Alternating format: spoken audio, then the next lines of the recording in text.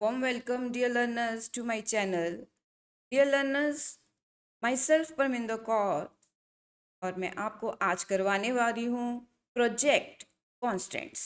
Dear learners, मैंने project management का course आपके लिए स्टार्ट करा है। इसके मैंने पहले 2 वीडियोस जो हैं वो अपने चैनल पर डाले हैं प्रोजेक्ट मैनेजमेंट की प्लेलिस्ट में। डियर लर्नर्स, अगर आपको ये वीडियो अच्छा लगे तो वीडियो को लाइक और चैनल को सब्सक्राइब ज़रूर करना। इस वीडियो लेक्चर में मैं आपको करवाने जा रही हूँ प्रोजेक्ट कॉन्स्टेंट्स। बट अब प्रोजेक्ट कॉन्स्टेंट्स कई बार इसके ऊपर शॉर्ट नोट आ जाता है, कई बार इसके ऊपर लॉन्ग क्वेश्चन भी आता है, राइट। बहुत इंपॉर्टेंट है। आप बोलोगे कि मैडम आप सभी क्वेश्चन को बोलोगे कि सारे इंपॉर्टेंट है? ये सारे ही इंपॉर्टेंट्स हैं। तो प्रोजेक्ट कॉन्स्टेंट्स जो हैं वो क्या है? लिमिटेशंस है। लिमिटेशंस को और रेस्ट्रिक्शंस को हम क्या बोलते हैं? हम प्रोजेक्ट कांस्टेंट बोलते हैं, राइट।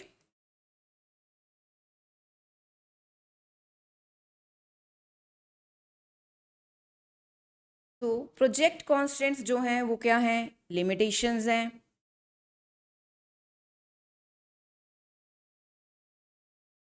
और रेस्ट्रिक्शंस हैं that A project must operate with in.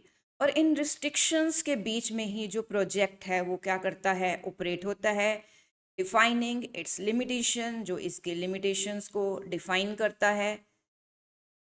And influencing it's planning, और इसकी प्लानिंग को इन्फ्लुएंस करता है। So once again I repeat, project constants are limitations और restrictions that a project must follow in order to achieve its desired goal, right?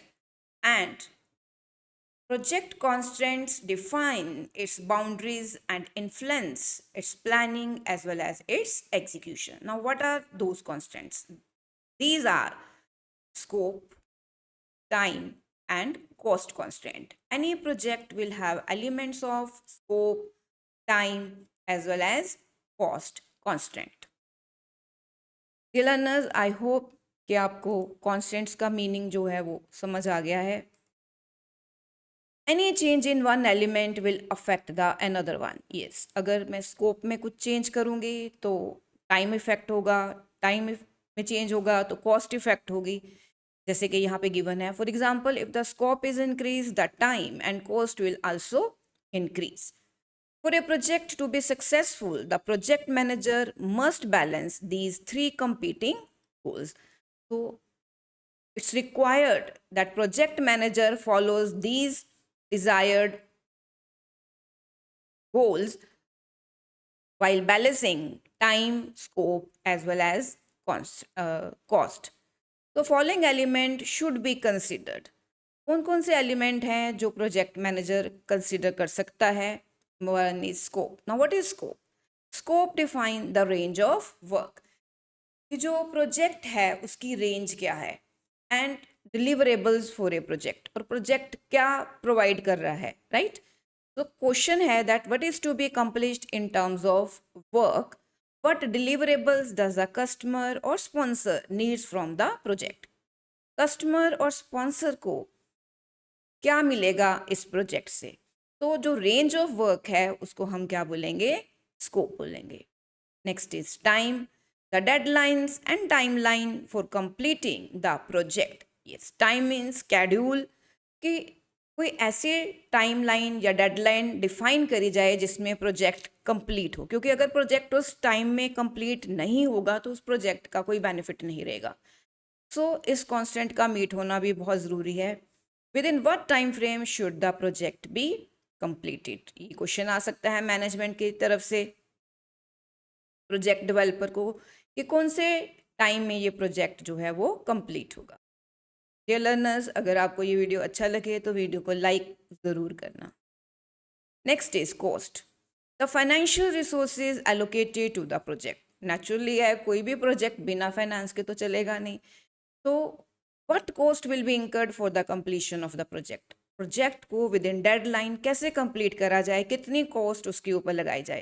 What is the project budget and how will it be finance? Project का budget क्या है और इसको कौन finance करेगा, right. Next is quality, किसी भी project की सक्सेस उसकी क्वालिटी पे डिपेंड करती है। तो जो प्रोजेक्ट है उसका विद इन स्टैंडर्ड्स होना बहुत ज़रूरी है। द स्टैंडर्ड्स ऑफ एक्सीलेंस और level of performance required for the project deliverables define quality. Question है, how does the quality of the project और the service need to be? What do we need to do to satisfy the customers requirement? Customer की requirements अगर fulfil होती हैं तो ही वो project जो है वो सक्सेसफुल होगा। कस्टमर तो आपको पता ही है, उसकी requirements within time to time change होती रहती हैं, इसलिए किसी स्टैंडर्ड का होना बहुत ज़रूरी है, राइट? अगर कोई स्टैंडर्ड ऑर्गेनाइजेशन फॉलो करेगी या प्रोजेक्ट डेवलपर फॉलो करेगा, प्रोजेक्ट को क्वालिटी का बनाएगा, तो कस्टमर जो है उसके सेटिस्फाई होने के चांसेस हैं। Next is resources.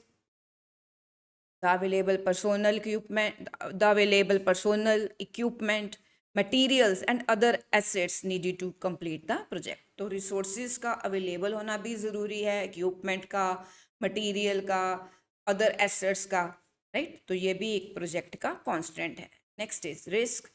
any potential unforeseen events or circumstances that could impact the project outcomes such as budget overruns। ऐसा ना हो कि जो प्रोजेक्ट है वो विद इन बजट कंप्लीट ना हो और बजट को एक्सीड कर दे, तो उससे रिस्क होने के चांसेस हैं। और टेक्निकल अगर फेलियर्स आते हैं तो भी रिस्क है। तो जितने भी अनफोर्सीन इवेंट्स हैं उनको मीट करना भी बहुत ज़रूरी है। तो ये कुछ कॉन्स्टेंट्स हैं जो प्रोजेक्ट की डेवलपमेंट के लिए ज़रूरी हैं। तो विद इन दीज कॉन्स्टेंट्स और with in these restrictions project जो है वो कंप्लीट होना चाहिए। डियर लर्नर्स, आई होप कि मैं आपको प्रोजेक्ट कॉन्स्टेंट्स का टॉपिक समझा पाई हूँ। इस वीडियो लेक्चर में इतना ही। Thanks a lot. Thanks for your time.